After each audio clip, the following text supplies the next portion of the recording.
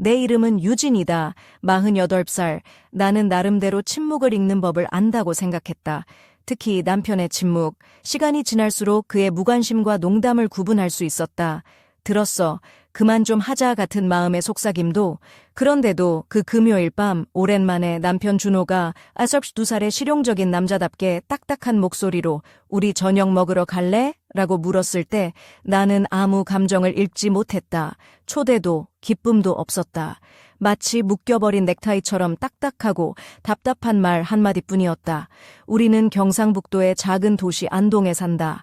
그날 밤 내 친구 민지와 그녀의 남자친구 태연은 막 고택이 많은 청송으로 이사온 참이었다. 민지는 45이고 웃음이 자유롭고 솔직하다. 와인을 천천히 음미하듯 진실을 말하는 친구다. 태연은 35, 키 크고 어두운 머리칼에 강렬한 에너지가 숨기지 않는 남자다. 그는 요리를 잘한다. 민지는 그를 여름 같다고 표현했다. 뜨겁고 짧지만 깊게 흔적을 남기는. 나는 검은색 얇은 끈 원피스를 입었다. 등이 살짝 드러나도록 내 피부가 아직 살아있다는 걸 스스로에게 상기시키려는 듯이. 샴페인 빛에 낮은 굽 구두에 세로로 얇은 실이 들어간 투명 스타킹을 신었다. 아무도 신경 쓰지 않을 것 같은, 하지만 꼭 눈치챌 사람은 알아챌 그런 무해한 패티시였다. 목에는 카잔락에서 사온 은색 얇은 체인에 파란 매듭 장식이 달린 목걸이를 걸었다. 귀 뒤에는 장미 오일 향수, 머리는 아무렇게나 묶은 듯한 높고 자연스러운 업스타일. 준호는 나를 마치 잘못 넘긴 달력처럼 바라봤다. 예쁘다는 말 대신 출발하자 한마디뿐이었다. 청송의 민지집은 따뜻함을 약속하는 곳 같았다. 나무와 유리, 탁자 위에는 라벤더 가지들이 흩어져 있고 벽난로에서 은은한 불꽃이 일렁였다. 민지는 나를 꽉 안았다. 그 포옹은 마치 붉은 카펫을 깔아놓은 듯한 기분이었다. 태현은 부엌에서 와인잔 2개를 들고 나왔다. 그의 미소는 먼저 눈에서 빛났다. 유진이라고 내 이름을 부르는 그의 목소리는 마치 맛보는 것 같았다. 나는 가방을 손에서 손으로 옮기며 등줄기를 타고 내려오는 차가운 전율을 숨겼다. 우리는 가벼운 질문으로 시작했다. 일, 여행, 시간 같은 대화 주제들은 우리가 느끼지 못하는 감정을 변명하기 위한 수단일 뿐이었다. 민지는 우리 사이를 음악처럼 움직이며 준호의 어색한 농담에 조금 더 크게 웃었고 술을 따라줄 때는 너무 가까이 몸을 기울였다. 나는 그걸 봤다. 말없이. 태연은 내 맞은편에 앉아 인내심을 보였다. 가끔 쳐다보지만 시선을 주면 오래 머물렀다. 빵을 자르는 손길도 의도가 담겨 있었다. 민지는 새 집이 주는 설렘이라 했고 준호는 오래된 우정이라고 건조하게 덧붙였다. 태연은 아직 우리가 모르는 것이라며 말을 맺었다. 나는 와인을 한 모금 마셨다. 숙성되고 대담한 맛이 얼굴에 불을 지폈다. 대화는 여행, 맛집, 커플 이야기로 미끄러졌다. 민지는 모든 것에 이론이 있고 모든 이론에 도발이 있었다. 대부분 사람들은 턱을 손에 괴고 열정을 저절로 길을 찾는다고 생각하지. 준호는 비웃었고 나는 식기를 가지런히 놓았다. 이 움직임은 세상이 나를 흩뜨릴 때 나를 정돈해주는 동작이다. 네오는 어떻게 길을 지키니, 유진아? 민지가 나에게 날카롭게 물었다. 나는 주말 9일이라고 말하려다 침묵이 날 막았다. 태현이 살짝 몸을 숙였다. 우리 식탁 모서리는 작은 비밀 공간이 되었다. 가끔 누군가 네가 여전히 보인다고 말해줄 필요가 있어. 그의 발끝이 내 발을 스쳤다. 우연히 그런 척한 접촉은 도망가지 않았다. 머뭇거림 없이 존재였다. 몸은 생각보다 먼저 반응했다. 나는 물러났다가 다시 다가갔다. 그는 기다렸다. 돌아왔을 때 그곳에는 망설임이 없었다. 내 원피스 가슴과 그의 다리 사이 좁은 틈에 온 세상이 들어왔다. 민지는 모든 걸 느꼈다. 그녀가 일어나 접시를 치우며 지하실에 특별한 게 있어 라고 말했다. 준호, 내려가서 골라보자. 그는 나를 보지 않고 일어났다. 임무를 받아들이는 사람 같았다. 남겨진 나와 태현, 촛불이 보이지 않는 바람에 흔들렸다. 괜찮아? 그가 물었다. 응, 나는 대답했다. 너는 겉모습과 달라 보여. 그의 눈 웃음은 입술보다 더 많은 걸 벗겨냈다. 오랫동안 누군가에게 닿지 않은 사람 같았다. 내 이름 유진이 내 안에서 완전하게 울렸다. 일어나서 화장실 가서 세수하고 민지에게 두통약을 달라고 부탁하고 싶었다. 도망칠 명분을 찾으려 했다. 하지만 나는 그대로 있었다. 그의 손은 탁자 위에서 내 손목 가까이까지 미끄러졌다. 멈춘 그 순간은 무성의한 질문 같았다. 돼도 될까? 나는 숨결로 대답했다. 피부가 부딪혔다. 충격이 아니라 인식이었다. 두 손가락 딱 그만큼. 그 순간은 내가 잊고 있던 나를 되돌려줬다. 나는 몸이 있고 몸은 기억한다는 걸. 민지가 다시 와인병과 함께 돌아왔고 준호도 뒤따랐다. 태현은 자연스럽게 물러났다. 내 손은 허공에 떠 있었다. 아무도 알아채지 못한 죄책감을 아는 채. 와인은 다시 채워지고 웃음이 터졌다. 민지는 마치 디저트 이야기하듯 말했다. 커플들이 습관을 바꾸면 어떻게 될까? 여행이 늘겠지. 준호가 물었다. 아니면 밤새 침대를 바꿔가며 놀지도 몰라. 민지가 미소 지으며 말했다. 그건 네가 할 수 있는 밤의 벨벳 같아. 그녀가 덧붙였다. 나는 떨지 않았다. 차가움에는 준비됐지만 불길은 아니었다. 웃음은 날카롭게 새어나왔다. 태현은 웃지 않았다. 준호는 모든 걸 평가하며 말했다. 누가 이길지 봐야지. 민지는 그에게 너무 친밀하게 기대어 말했다. 내 안에서 오래된 질투와 해방의 무언가가 쾅 터졌다. 우리는 거실 레코드 플레이어로 옮겼다. 오래된 한국 재즈가 따뜻하게 속삭였다. 민지는 준호에게 예전에 함께 갔던 안동 장터 사진을 보여달라고 했다. 둘은 너무 가까이 앉아 있었다. 웃음은 내 존재가 없던 기억이었다. 태현이 와인을 더 따라줬다. 아니라고 말해야 했는데 나는 말하지 않았다. 말하지 않는 것들이 있다. 그가 몇 초간 나를 바라보며 속삭였다. 그냥 하는 것들도 있고 하지 말아야 할 것도 있다. 나는 답했다. 누군가 내게 삶이 조심만으로 이루어지지 않았다고 일깨워줄 때까지. 그가 입에 담은 조심이라는 단어는 몸에 안 맞는 옷 같았다. 나는 테라스로 나가 숨을 쉬었다. 밤은 포도와 젖은 정원의 냄새가 났다. 그의 발걸음이 들리기 전에 느꼈다. 나는 차가운 난간에 기대었다. 내 안에서 경계가 흐려질 때까지 경계가 필요했다. 유진, 그가 불렀다. 얼굴의 작은 디테일들이 보일 만큼 가까웠다. 턱선, 입술의 연한 흉터, 흐트러진 머리카락 한 올. 아무것도 증명할 필요 없어. 너도 나도 알아. 나는 웃으며 대꾸했다. 넘어지려는 사람과 일어서려는 사람 사이의 웃음이었다. 그와 내 입술 사이 거리는 우스울 정도로 짧았다. 첫 접촉은 빠르고 거의 실수 같았다. 두 번째는 더 이상 실수가 아니었고 세 번째는 진실이었다. 거칠지 않고 확실했다.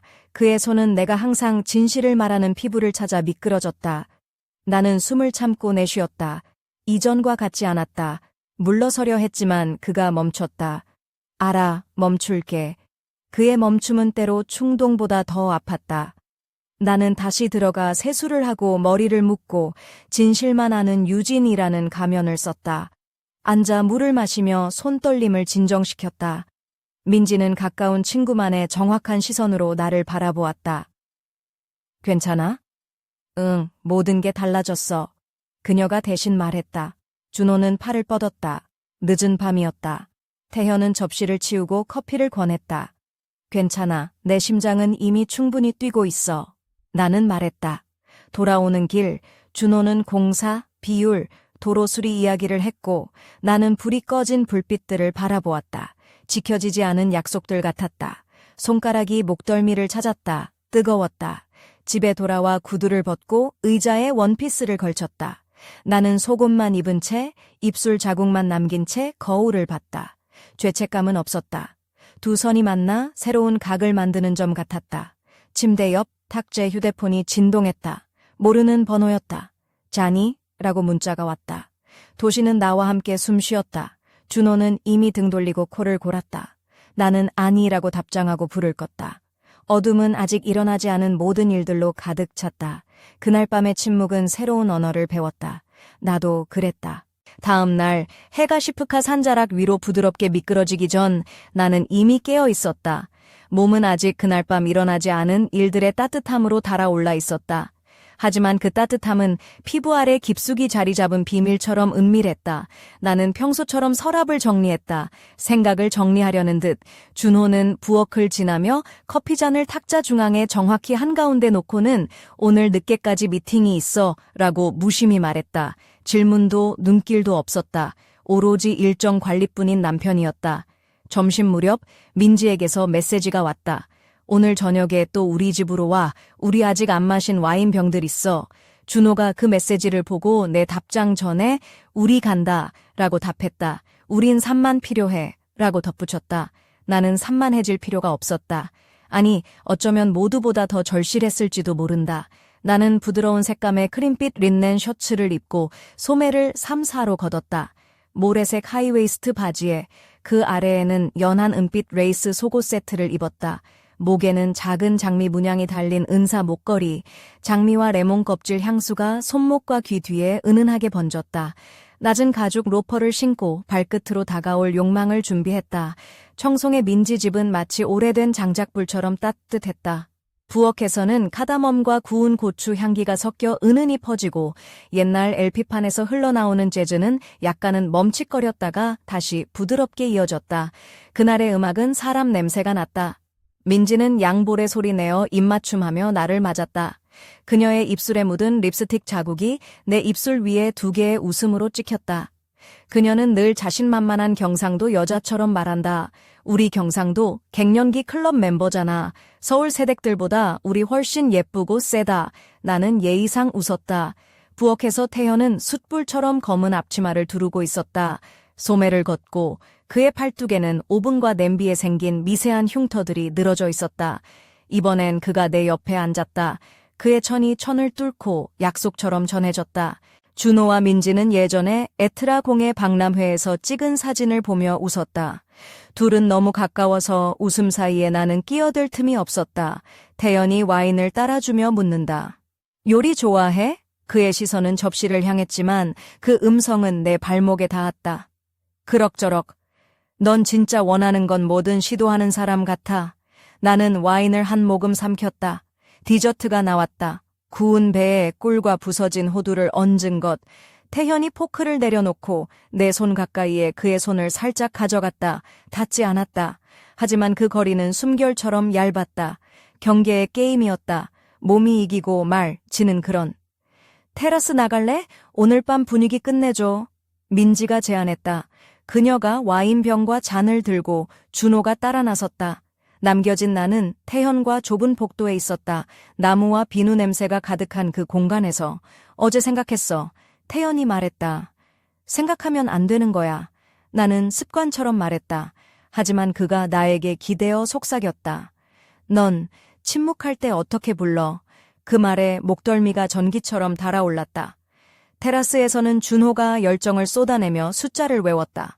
나는 투명 인간 같았다.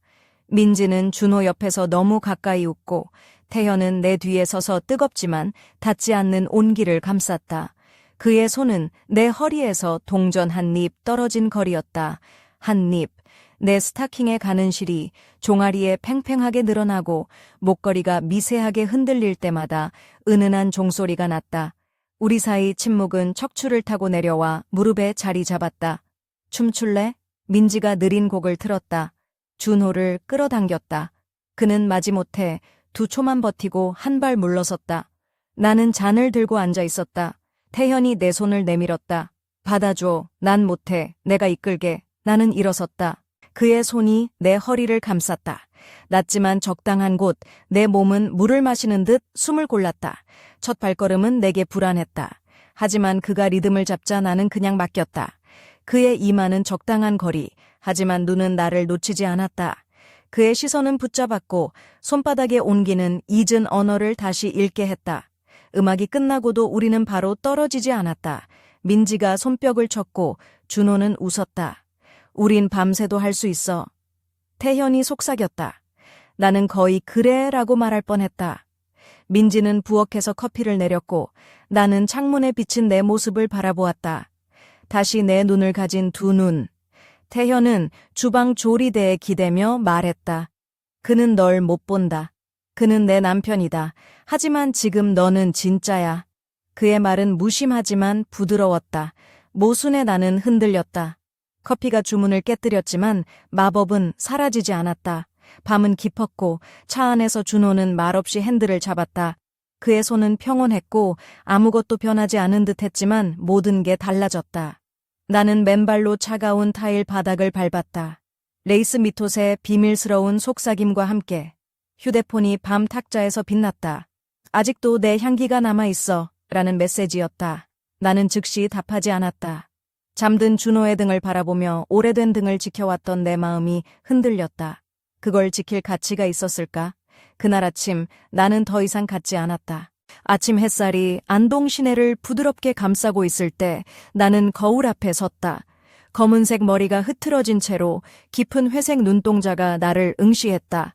그 눈빛은 예전의 나도 단순한 아내도 아니었다. 무언가 달라져 있었다. 부드러운 크림색 블라우스에 진주 단추가 반짝였고 무릎 아래까지 내려오는 고운 울 스커트가 허리를 감싸 안았다. 발끝에는 검은색 광택 나는 하이힐이 살며시 놓여 있었다. 목에는 작은 장미가 달린 은색 목걸이가 반짝였고 귀 뒤에는 은은한 장미향이 머물렀다. 몸을 감싸는 옷들이 나를 감각적으로 드러내면서도 감추고 있었다. 나는 천천히 걸음을 옮겨 주방으로 향했다. 준호는 이미 커피를 준비하며 탁자 위에 잔을 놓아두었다. 그의 얼굴은 피곤했지만 여전히 날카로웠다. 그는 나를 바라보지 않았고 나는 그 침묵 속에 숨어있는 무언가를 읽으려 애썼다. 그의 목소리는 차가웠다. 오늘 미팅이 늦게 끝날 거야. 그 말에 무언가가 가슴속에서 무너져 내렸다. 점심시간 민지에게서 메시지가 왔다. 오늘 저녁에 우리 집으로 다시 와. 아직 열지 않은 와인병들이 있어. 준호가 메시지를 보고는 우리 간다 고 답했다. 나는 그 메시지를 보며 마음이 복잡해졌다. 산만해지고 싶지 않았다. 하지만 어쩌면 나는 모두보다 더 절실히 그 산만함을 원하고 있었다.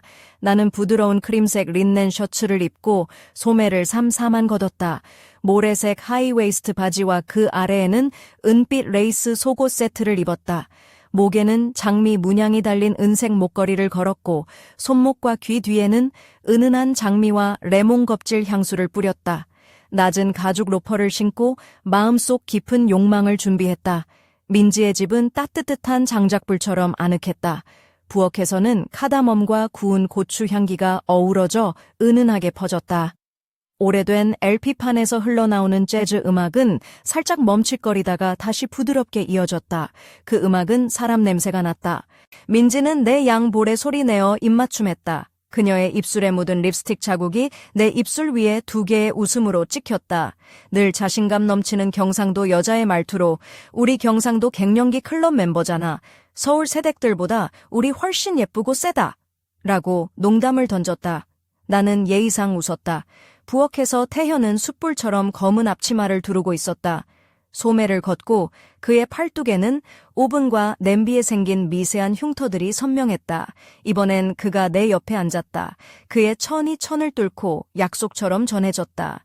준호와 민지는 과거에 함께 갔던 안동 장터 사진을 보며 웃었다.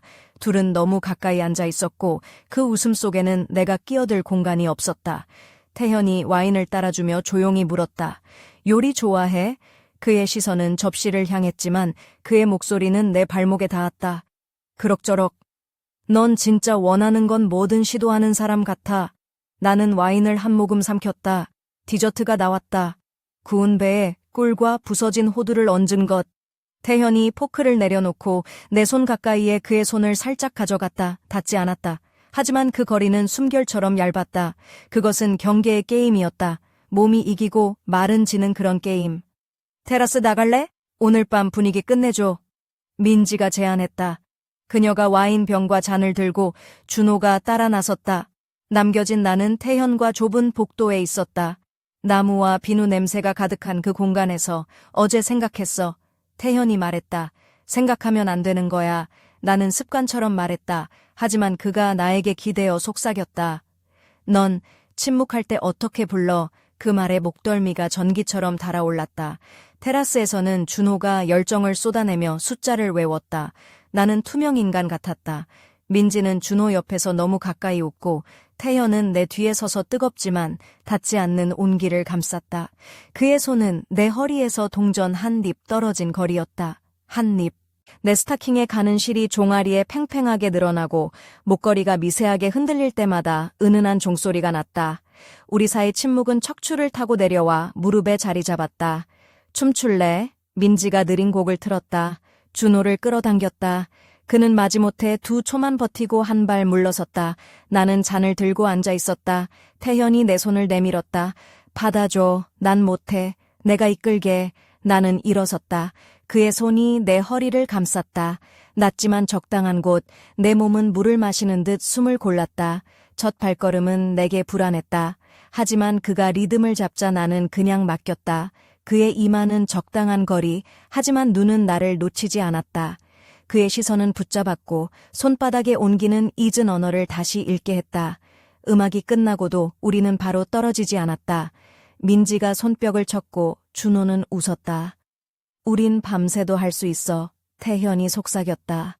나는 거의 그래 라고 말할 뻔했다. 민지는 부엌에서 커피를 내렸고 나는 창문에 비친 내 모습을 바라보았다. 다시 내 눈을 가진 두 눈. 태현은 주방 조리대에 기대며 말했다. 그는 널 못 본다. 그는 내 남편이다. 하지만 지금 너는 진짜야. 그의 말은 무심하지만 부드러웠다. 모순에 나는 흔들렸다. 커피가 주문을 깨뜨렸지만 마법은 사라지지 않았다. 밤은 깊었고 차 안에서 준호는 말없이 핸들을 잡았다. 그의 손은 평온했고 아무것도 변하지 않은 듯 했지만 모든 게 달라졌다. 나는 맨발로 차가운 타일 바닥을 밟았다. 레이스 밑옷의 비밀스러운 속삭임과 함께 휴대폰이 밤 탁자에서 빛났다. 아직도 내 향기가 남아있어 라는 메시지였다. 나는 즉시 답하지 않았다. 잠든 준호의 등을 바라보며 오래된 등을 지켜왔던 내 마음이 흔들렸다. 그걸 지킬 가치가 있었을까? 그날 아침 나는 더 이상 갖지 않았다. 해가 떠오르기 전 안동의 고요한 거리 위로 가느다란 빗방울이 떨어졌다. 나는 창문 너머로 젖은 도로와 어슴푸레한 가로등 불빛을 바라보며 깊은 숨을 내쉬었다. 마음속 깊은 곳에 자리한 불안과 기대가 뒤섞여 있었다. 오늘은 무언가가 달라질 것만 같았다. 출근 준비를 하면서 나는 부드러운 아이보리색 실크 블라우스의 단추를 하나씩 잠갔다. 블라우스 아래로는 살짝 비치는 레이스 속옷이 은근한 긴장감을 더했다. 하늘색 스커트는 허리를 감싸며 곡선을 살려주었고 발끝에는 은은한 광택의 검은 펌프스를 신었다. 목걸이 대신 이번엔 작은 진주 귀걸이를 골랐다. 머리는 자연스럽게 풀어헤쳐 보이도록 했지만 그 속에 감춰진 의도가 분명했다. 부엌에서 준호가 커피를 내리고 있었다. 그의 등은 여전히 차갑고 무심한 기운을 내뿜었지만 나는 그의 시선을 끌어내고 싶었다. 오늘 저녁은 뭐 먹을까? 가볍게 물었지만 그는 한숨을 쉬며 회의 때문에 늦을 거야 라고 답했다. 그 말에 내 안의 불씨가 살짝 흔들렸다. 점심시간 민지에게서 다시 연락이 왔다. 오늘 밤 우리 집에서 모임 있어. 꼭 와야 해. 나는 망설였지만 결국 그녀의 초대를 받아들였다. 민지와 태현과 함께하는 밤이 나에게 필요한 숨통이 될지도 몰랐다. 저녁이 되자 나는 검은색 플라워 패턴이 은은하게 빛나는 실크 원피스를 입었다. 어깨를 살짝 드러내는 디자인에 목선 아래로 떨어지는 우아한 라인이 마음을 설레게 했다. 발에는 은은한 광택의 굽 낮은 펌프스를 신고 손목에는 작은 은팔찌를 찼다. 머리는 반쯤 묶어 자연스러운 웨이브가 흘러내리도록 스타일링했다. 민지의 집에 도착하자 따뜻한 라벤더 향기와 함께 재즈 음악이 흘러나왔다. 민지는 화사한 붉은색 원피스를 입고 있었고 태현은 검은 셔츠에 흰 앞치마를 두른 채 부엌에서 분주하게 움직이고 있었다. 민지는 나를 보자마자 밝게 웃으며 유진아 오늘 정말 빛나 라고 칭찬했다. 식탁에는 갓 구운 빵과 신선한 채소 그리고 태현이 정성스럽게 준비한 한식 요리들이 놓여 있었다. 태현이 내 앞에 와인잔을 건네며 이건 특별한 와인입니다. 오늘 밤을 위해 준비했어요. 라고 말했다. 그의 눈빛은 따뜻하고 깊었다. 대화는 자연스럽게 일과 일상 그리고 삶에 대한 이야기로 흘러갔다. 민지는 자신의 새로운 집에 대한 기대와 불안 그리고 태현과의 관계에 대해 솔직하게 털어놓았다. 준호와 나는 서로 다른 세계에 있는 듯 했지만 그 순간만큼은 숨겨진 감정들이 조금씩 드러났다. 식사가 끝나갈 무렵 민지가 갑자기 우리 진실게임 해볼까? 라고 제안했다. 모두가 고개를 끄덕였고 긴장감이 감돌았다. 첫 번째 질문은 나에게 돌아왔다. 나는 떨리는 목소리로 내가 가장 후회하는 것은 남편과의 거리감이다. 라고 말했다. 모두가 잠시 침묵했고 민지는 부드럽게 고개를 끄덕였다. 그 순간 태연의 손이 내 손목을 살짝 스쳤다. 그 짧은 접촉은 전기가 되어 내 몸을 타고 흘렀다. 나는 무의식적으로 그의 시선을 마주쳤고 거기에는 말로 다 할 수 없는 감정이 담겨 있었다. 밤이 깊어가고 나는 민지와 태현 그리고 준호 사이에서 어딘가에 존재하는 균열을 느꼈다. 그 균열이 커져가는 것을 막을 수 있을지 아니면 그 속으로 빠져들어갈지 알 수 없었다. 집으로 돌아가는 길, 내 마음은 무거웠다. 준호는 말없이 운전했고 나는 창밖의 빗방울과 도시의 불빛을 바라보며 내 안의 깊은 갈등과 마주했다. 오늘 밤 무언가가 완전히 변할 것만 같은 예감이 들었다. 빗방울이 창문에 부딪히며 잔잔한 소리를 냈다. 집안은 어둡고 고요했다. 나는 무거운 마음을 안고 거울 앞에 섰다. 검은 실크 원피스는 내 몸을 부드럽게 감싸며 어깨와 목선을 은밀하게 드러냈다. 발끝에는 은은한 광택이 도는 검은 구두가 있었다. 목걸이는 없었지만 손목에는 민지가 선물한 섬세한 은팔찌가 반짝였다. 머리는 자연스럽게 풀어졌고 살짝 물결치는 웨이브가 목덜미를 감쌌다. 준호는 거실에 앉아 무심한 표정으로 창밖을 바라보고 있었다. 그의 넥타이는 느슨하게 풀려 있었고 셔츠 소매는 약간 걷혀 있었다. 그의 눈빛은 차가웠지만 그 안에 무언가 복잡한 감정이 숨겨져 있었다. 나는 조심스럽게 다가가 오늘 하루 어땠어? 라고 물었다. 그는 대답 대신 깊은 한숨을 내쉬었다. 그때 휴대폰이 진동했다. 화면에는 태현이라는 이름이 떴다. 나는 잠시 망설이다가 전화를 받았다. 그의 목소리는 낮고 부드러웠다. 유진 씨, 지금 시간 괜찮아요? 잠깐 만나고 싶어요. 나는 심장이 빠르게 뛰는 것을 느꼈다. 그래, 어디서 만날까? 그는 잠시 망설이다가 옛 학교 근처에 있는 작은 카페 어때요? 조용하고 사람이 많지 않아요. 라고 말했다. 나는 빠르게 옷을 갈아입었다. 이번엔 깊은 와인색 벨벳 드레스를 골랐다. 허리를 타이트하게 감싸며 목선은 살짝 파여 있었다. 발끝에는 검은 스틸레토 힐을 신었다. 목에는 작은 진주 펜던트가 달린 은색 목걸이를 걸었고 입술에는 진한 루즈를 발랐다. 머리는 깔끔한 업스타일로 묶어 목덜미를 드러냈다. 카페에 도착했을 때 태현은 이미 창가 자리에서 기다리고 있었다. 그는 검은색 셔츠에 다크진을 입고 있었고 그윽한 눈빛으로 나를 맞았다. 와줘서 고마워요. 그의 목소리에 진심이 묻어났다. 우리는 커피를 마시며 조용히 이야기를 나누었다. 태현은 민지와의 관계 그리고 내 대한 감정을 솔직하게 털어놓았다. 그의 말 한마디 한마디가 내 마음을 흔들었다. 나는 그의 손을 살짝 잡았다. 따뜻하고 부드러운 손길이 내 안의 긴장을 풀어주었다. 카페를 나서며 태연은 조심스럽게 내 허리를 감쌌다. 그 감촉은 전기처럼 나를 감쌌고 나는 순간 모든 걱정을 잊었다. 하지만 마음 한켠에는 아직 풀리지 않은 갈등이 자리 잡고 있었다.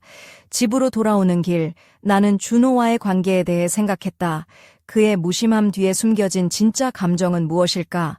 그리고 태현과의 이끌림은 어디까지 이어질까? 내 안의 두 남자 사이에서 나는 점점 더 혼란스러워졌다.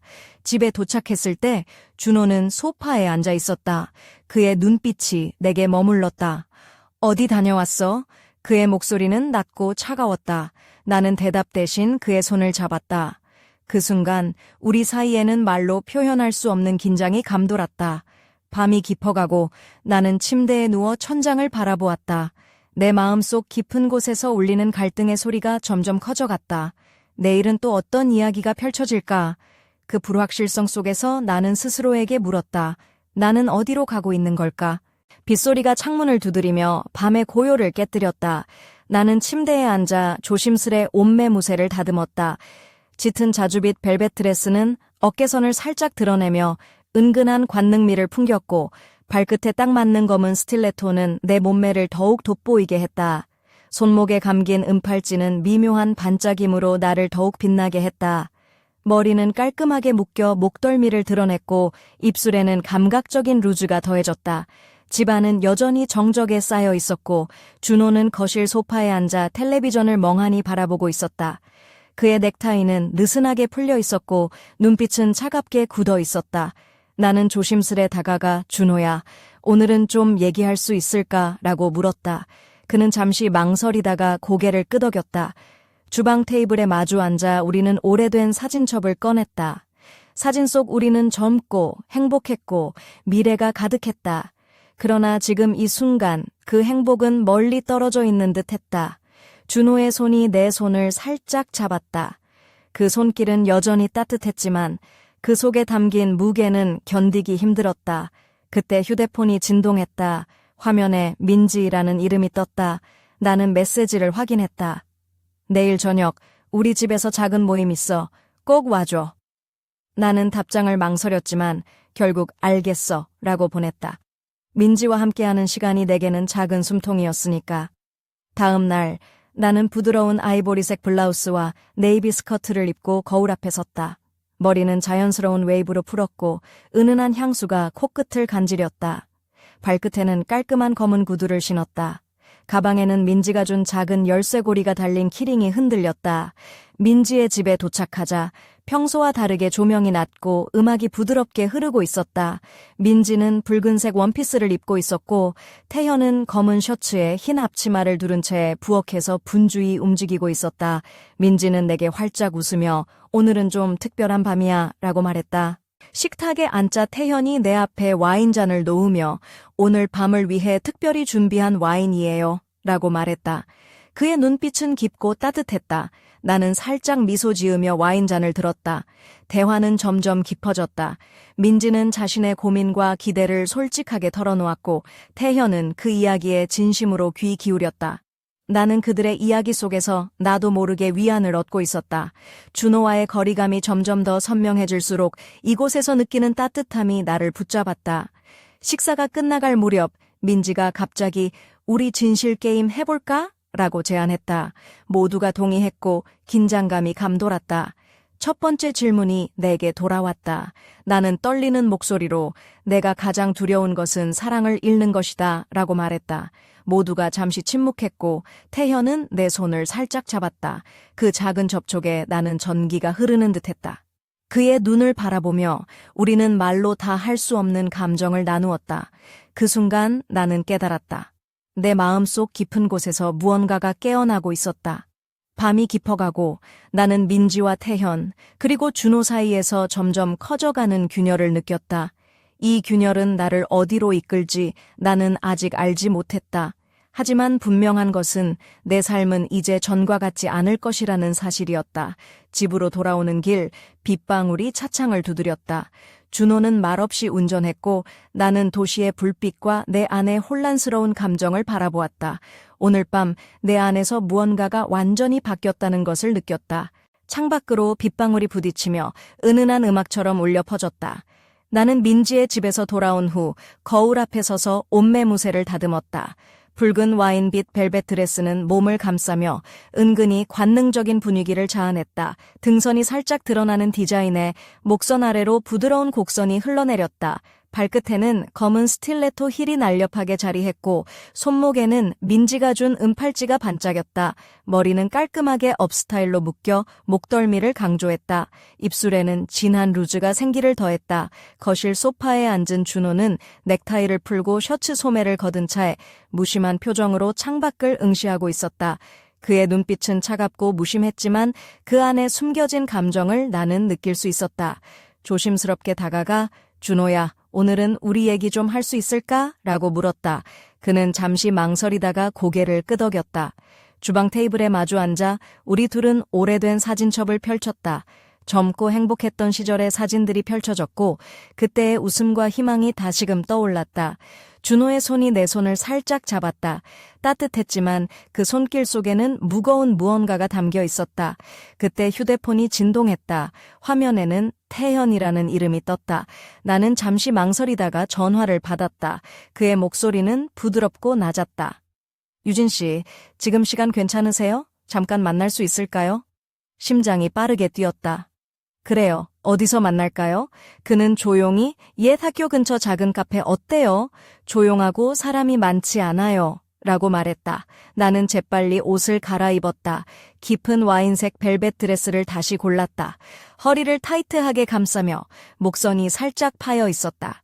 발끝에는 검은 스틸레토 힐을 신고 목에는 작은 진주 펜던트가 달린 은색 목걸이를 걸었다. 머리는 깔끔한 업스타일로 묶어 목덜미를 드러냈다. 카페에 들어서자 태현은 창가 자리에서 조용히 나를 기다리고 있었다. 그는 검은 셔츠와 다크진을 입고 있었고 그의 눈빛은 따뜻하고 그윽했다. 와줘서 고마워요. 그의 목소리에 진심이 담겨 있었다. 우리는 커피를 마시며 조용히 이야기를 나누었다. 태연은 민지와의 관계 그리고 내 대한 감정을 솔직하게 털어놓았다. 그의 한마디 한마디가 내 마음을 흔들었다. 나는 그의 손을 살짝 잡았다. 따뜻하고 부드러운 손길이 내 안의 긴장을 풀어주었다. 카페를 나서며 태연은 조심스럽게 내 허리를 감쌌다. 그 감촉은 전기처럼 내 몸을 감쌌고 나는 잠시 모든 걱정을 잊었다. 그러나 마음 한켠에는 아직 풀리지 않은 갈등이 자리 잡고 있었다. 집으로 돌아오는 길 나는 준호와의 관계에 대해 생각했다. 그의 무심함 뒤에 숨겨진 진짜 감정은 무엇일까? 그리고 태현과의 이끌림은 어디까지 갈까? 내 안의 두 남자 사이에서 나는 점점 더 혼란스러워졌다. 집에 도착했을 때 준호는 소파에 앉아 있었다. 그의 눈빛이 나를 향했다. 어디 다녀왔어? 그의 목소리는 낮고 차가웠다. 나는 대답 대신 그의 손을 잡았다. 그 순간 우리 사이에는 말로 표현할 수 없는 긴장이 흘렀다.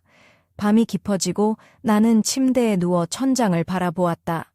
내 마음 깊은 곳에서 울려 퍼지는 갈등의 소리가 점점 커져갔다. 내일은 또 어떤 이야기가 펼쳐질까? 그 불확실성 속에서 나는 스스로에게 물었다. 나는 어디로 가고 있는 걸까? 비가 잦아들고 아침 햇살이 부드럽게 안동의 골목을 감싸 안았다. 나는 침대에서 일어나 거울 앞에 섰다. 오늘은 가벼운 감정으로 시작하고 싶었다. 흰색 블라우스는 은은한 진주 단추가 반짝였고 연한 베이지색 스커트는 허리를 자연스럽게 감쌌다. 발끝에는 부드러운 갈색 로퍼를 신었다. 목에는 민지가 준 은색 체인이 살짝 빛났고 머리는 자연스러운 웨이브로 흘렀다. 준호는 이미 부엌에서 커피를 내리고 있었다. 그의 등은 여전히 무심했지만 나는 그 무심함 속에 숨겨진 무게를 읽으려 애썼다. 오늘은 좀 일찍 들어올 수 있을까? 내가 물었다. 그는 잠시 멈추더니 회의가 길어질 것 같다. 고 답했다. 점심 무렵 민지에게서 메시지가 왔다. 오늘 저녁 우리 집에 와서 같이 영화 볼래? 나는 미소 지으며 그래 갈게 라고 답했다. 민지와 함께하는 시간이 나에게는 작은 위안이었다. 저녁 민지의 집에 도착하자 따뜻한 조명이 나를 맞았다. 민지는 편안한 청색 니트와 검은 바지를 입고 있었고 태현은 부엌에서 요리를 준비하고 있었다.